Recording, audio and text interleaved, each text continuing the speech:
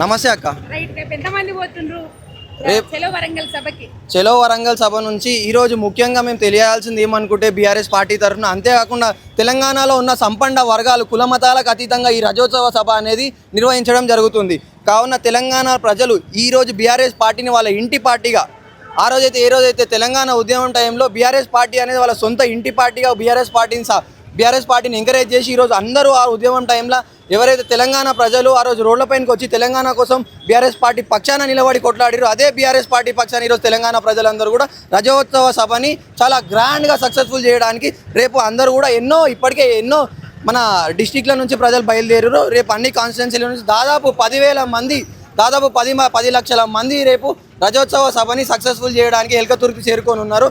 ఈ రజోత్సవ సభలో ఎవరైతే కాంగ్రెస్ ప్రభుత్వంతో చేతిలో మోసపోయినారో, అంటే నిరుద్యోగులు కావచ్చు, ఈరోజు రైతులు కావచ్చు, ఈరోజు పింఛన్దారులే కావచ్చు, ఈరోజు గురుకులాలో చనిపోయిన విద్యార్థుల తల్లిదండ్రులే కావచ్చు, ఈరోజు ఆ రజోత్సవ సభకు వచ్చి బీఆర్ఎస్ పార్టీని తొందరలో భారీ మెజారిటీతో వచ్చే ఎలక్షన్లో గెలిపిస్తామని చెప్పి ఒక మెసేజ్ పాస్ చేయడానికి ఈరోజు సంపన్న వర్గాలు కదిలి ఈరోజు రేపు ఎల్కతుర్తికి బయలుదేరడం జరిగింది.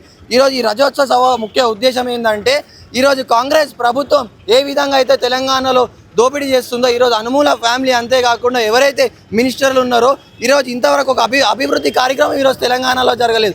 ఈరోజు తెలంగాణలో ఒక రోడ్డు వేయలేరు, ఒక బ్రిడ్జ్ వేయలేరు, ఒక భవనం నిర్మించలేరు. తెలంగాణలో దాదాపు 16 నెలల నుంచి జరుగుతుంది విగ్రహ రాజకీయాలు. దాదాపు తమ సంవత్సరానికి తెలంగాణ ఒక రెవెన్యూ 3 లక్షల కోట్లు, రేవంత్ రెడ్డి ఇప్పటివరకు చేసిన అప్పు ఏదైతుందో 1,60,000 కోట్లు, దాదాపు 4.5 లక్షల కోట్లు. అంటే ఈ 4.5 లక్షల కోట్లు లెక్క చెప్పాలి. ఈరోజు లెక్క చెప్పకుండా ఈరోజు తెలంగాణ నుంచి ఎవరికి మూటలు వాళ్ళు అప్పచెప్తున్నారో ఆ లెక్క చెప్పాలి. ఆ లెక్క చెప్పకపోతే రేపు రజోత్సవ సభల తెలంగాణ తరఫున ఈరోజు బీఆర్ఎస్ పార్టీ అధినేతలు క్వశ్చన్ చేయబోతున్నారు. కాబట్టి రజోత్సవ సభకి తెలంగాణ ప్రజలందరూ కూడా చేరుకొని కాంగ్రెస్ ఓటమిని ఆడనే బీజం కట్టబోతున్నాం.